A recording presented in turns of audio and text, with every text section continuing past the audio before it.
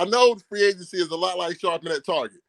You go in there for one thing, and then by the time you get out, you say, okay, I need this and this and this, and that's just not the 49ers MO. They don't spend a lot of in free agency.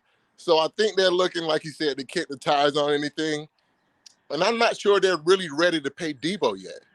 So let's talk about that. Okay.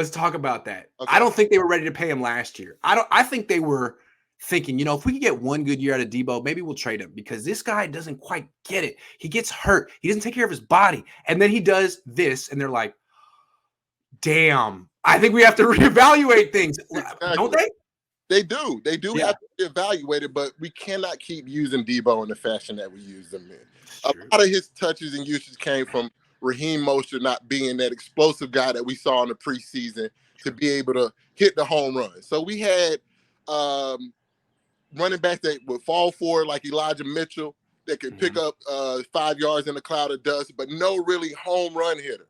That's true. So that's why Debo had to do what he had to do. Yeah, exactly. So I think Cordarelle Patterson gives you that nice blend to where you're not letting Debo predict his own market again with a phenomenal season and taking his touches away.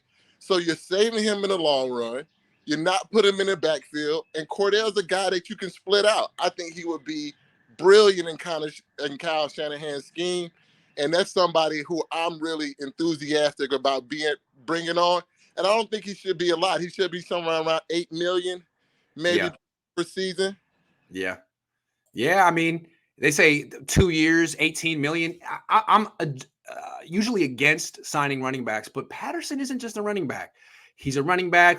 He's a wide receiver who plays running back and also is like the second best kick returner ever after Devin Hester. So, I said they should have signed him last year. He went to Atlanta and became their featured running back and kicked ass.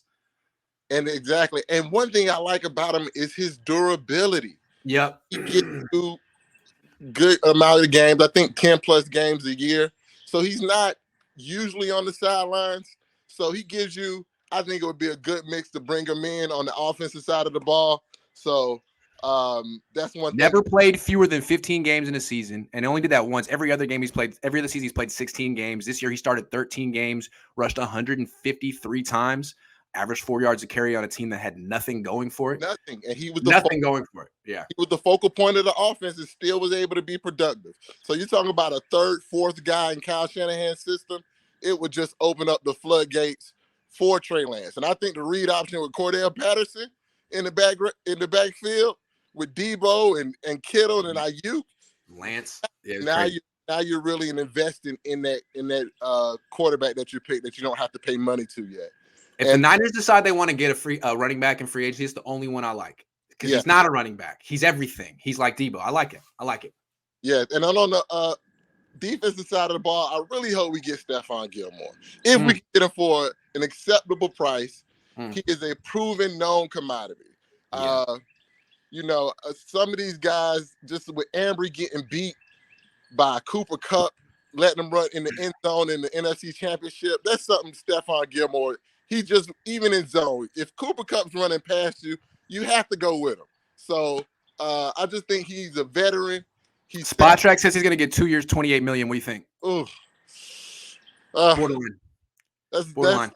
That's borderline. And borderline. Maybe if the second year wasn't guaranteed, something like that. I don't know. Yeah, maybe if you don't know how the salary cap is going to change that much. Yeah. So, true. Yeah, but that was what I'm interested in. And I really appreciate you having me on, Grant. And great call, man. Where are you calling from, by the way? Atlanta, Georgia, man. I had a feeling it was because I liked it. It was really, hey, you got a nice house. You got a nice house. Nice call, man. Appreciate it.